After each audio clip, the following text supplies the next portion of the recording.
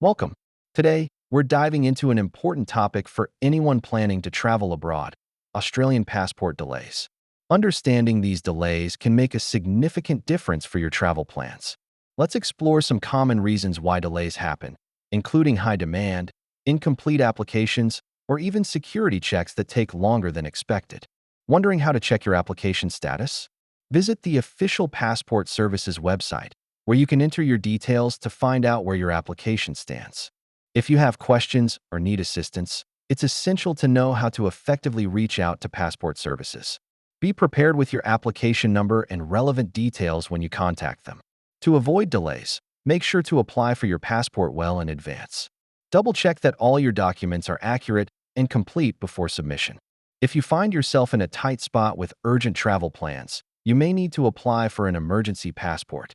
Let's discuss the process and requirements for obtaining one. There are useful websites and online tools available that can help you track passport processing times and provide updates. Make sure to utilize these resources. If your passport is delayed longer than expected, there are steps you can take. Consider following up with passport services regularly and discussing alternatives for your travel plans. Remember to always check your passport's validity when making travel arrangements. Some countries require 6 months validity beyond your travel dates.